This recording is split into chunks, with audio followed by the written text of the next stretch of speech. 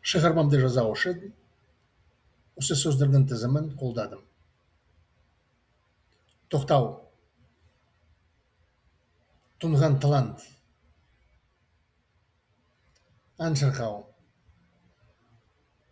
үрлеу, аузы қою, кезігу, тұла бойы, абзал, жақсылық. Сөздердің тізімін орыс тілінің нұсқасында оқимын.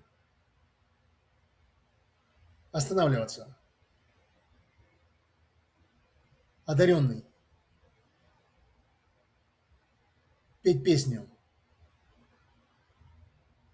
Дуть.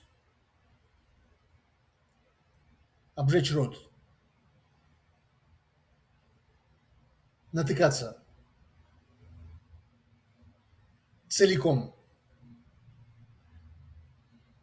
Почтенный. Доброта. Шығармамды жазып, сіздердің назарыңызға ұсынамын. Тыңдаңыздар.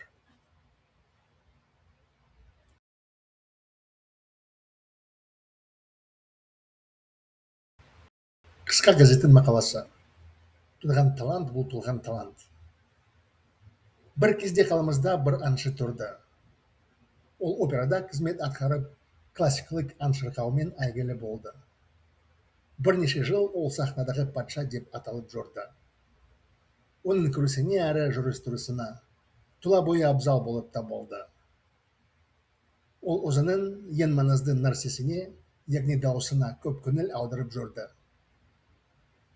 Сол кезде тамағын тоңғаннан сақтау үшін мойнына орағышты киіп жүрді. Ыстық тамақ жегенде немесе шай ішкенде де аузы көймесін деп тамаққа да шайға да көп үрледі. Әйтеуір, бір күні әнші қойылым барысында тамағын қарлықтырып алды. Қандай сұмдық, әнші мансабым бітті, деп ойлады әнші. Бұл даусымен бақытсыз оқиғадан кейін әнші шыңырауда біраз уақыт өткізді.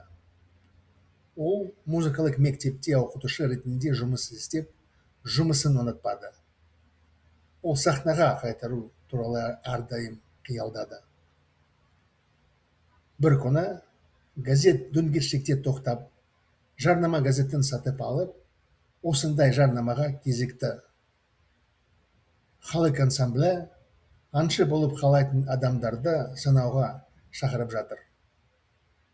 Бәсе, тырысамын, деді әнші келесі күні сынауға баратынына шешім қабылдағаннан кейін.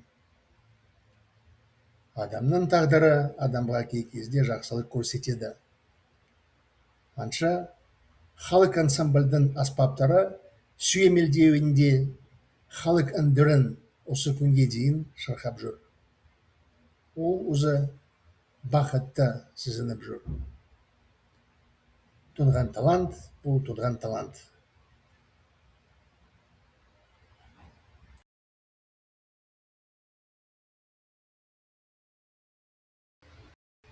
Короткая газетная статья. Глубинный талант, он и есть глубинный талант. В свое время в нашем городе жил один певец.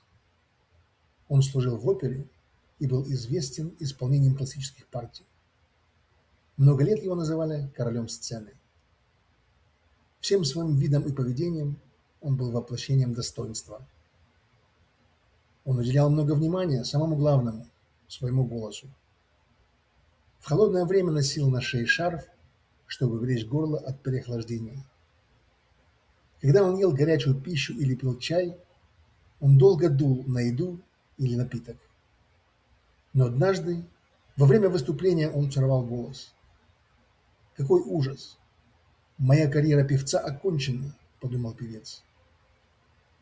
После этого несчастного случая с голосом он провел некоторое время в унынии. Он работал преподавателем в музыкальной школе, но ему не нравилась эта работа. Он постоянно мечтал о возвращении на сцену. Однажды он остановился у газетного киоска, купил рекламную газету и наткнулся на следующее объявление. Народный ансамбль приглашает на прослушивание людей, желающих стать солистами. «Что ж, попробую», — сказал певец, приняв решение пойти на прослушивание на следующий день. Иногда судьба показывает человеку свою доброту. Певец и по сей день исполняет песни в сопровождении ансамбля народных инструментов. Он чувствует себя счастливым. Глубинный талант, он и есть глубинный талант.